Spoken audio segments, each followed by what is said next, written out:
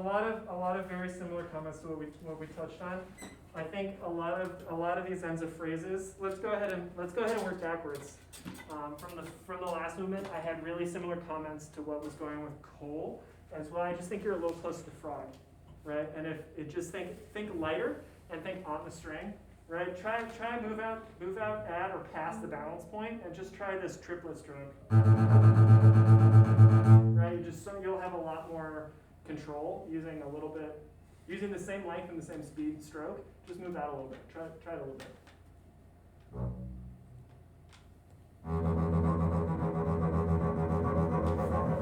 Yeah.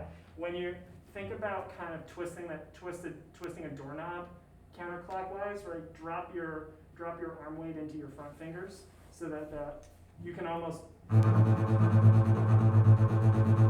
It's almost all being done by thumb and index and some middle finger, right? You can almost do it all with just your front fingers. So put that weight pretty far forward in the right hand. Better. Try another couple inches out towards the middle. Yeah. Good. Move 2 inches, an inch or two towards the fingerboard, and use like a little bit more bow. Yeah, that's the one, right? And then as it speeds up, you'll just compress that, and it's a legato stroke. It'll just get tighter and tighter, and you've got a nice articulation at the beginning of the note that's going to make it pop, right? You're flexing the hair kind of against the stick, but the hair is never. Don't try to make the hair leave the string. If it does a little bit, that's okay once in a while, but it's keep it on the legato side, and you'll be off to the races in no time. Yeah, you've got a really good start on that. More for the second one. I think your quarter notes on the other hand can come off the string, right? I would think here, maybe think like closer to the Brahms quarter note, where it's got width to it, but it's still coming from above and getting that smack to it, right? Try that. Where's that spot at the end, where you have the E major arpeggio?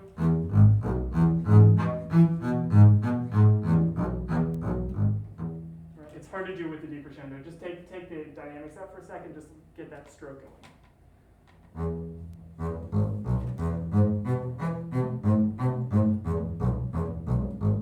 Close, but I do want you to leave, on these I want you to leave the string.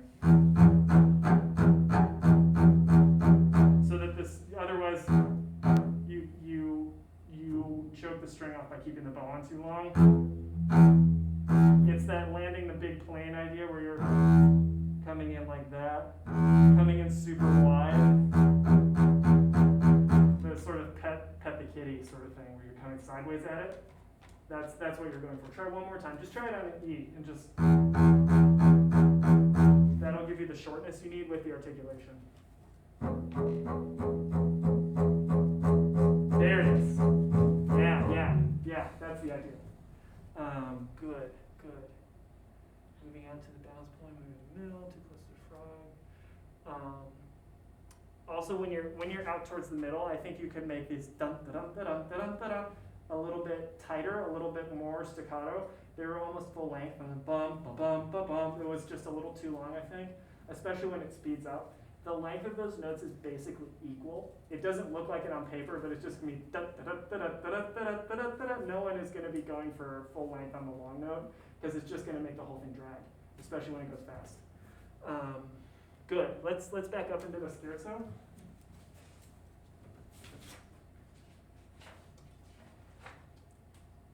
Kind of also similar to call. I just think you're starting it too close to the frog. I would think balance point. At this speed, at this kind of stroke, I would be thinking of it as legato. I like the concept you're going for. I would just move it 2 inches to the left, maybe even 3. You know, it's a really small difference, but it'll make a big difference in the articulation. And then I think What you could work on, I think most would be the dynamics throughout a lot of this. I think the pianos are a little too loud and the fortes are not loud enough. So just finding ways to sort of lift it up and push down the piano. Playing double piano is way harder than playing double forte, right? It's just the nature of how the instrument goes, and you have to imagine that there's 7 more of you. So really, when you see double piano in particular, really put in that effort to just get the fundamental tone of the string and then just stop right there and just hold it there. And I think that would be kind of one of your next big hurdles in terms of orchestral excerpts. Because piano and solo oftentimes just means forte, but in orchestral you really have to take the time to really push your dynamics down on the soft end. And also kind of similar to Cole, I think the endings of your phrases were quite long in a lot of spots. Right, it was almost a dotted half note in a lot of these places. It feels wrong, but just make a nice round quarter note. Keep it going in the left hand. Right, where is that spot? Right, it really, I like the way you make crescendo, right? Just come right off. And left hand is, I'm still playing the note left hand, but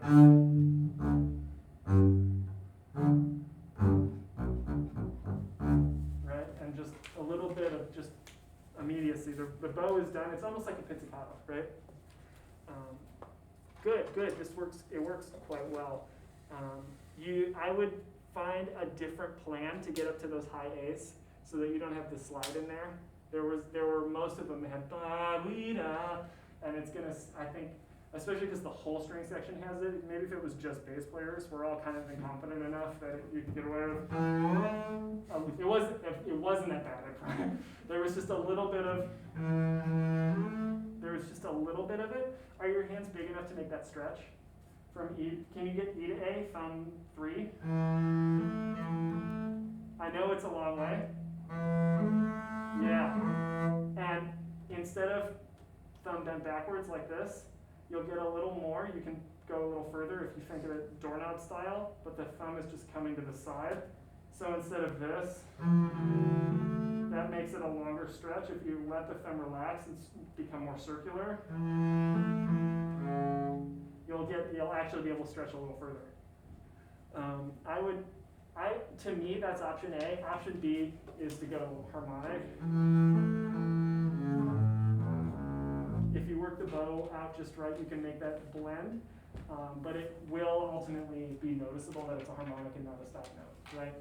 So it's not that it'll get you disqualified necessarily unless it's like Chicago Symphony, but I definitely think it is option B, because people will, especially violin players, might even be like, why aren't you vibrating that, Just little things like that will sort of add up.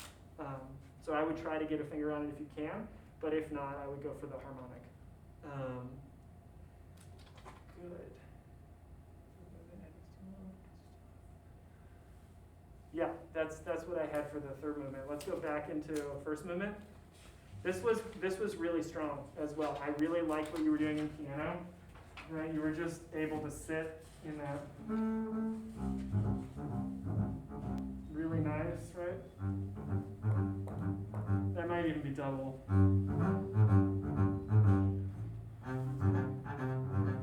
It works really nicely.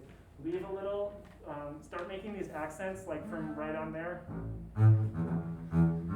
And just in a little on the left hand and a little more speed.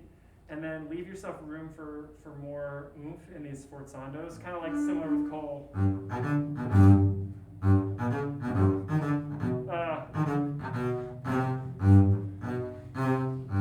A little bit more oomph into those. But yeah, this is really solid playing. Really good job. I'll leave you a few more comments as well. Really good. All right, let's get cracking. Yes, yeah, because we're already over time. Yeah, rip it.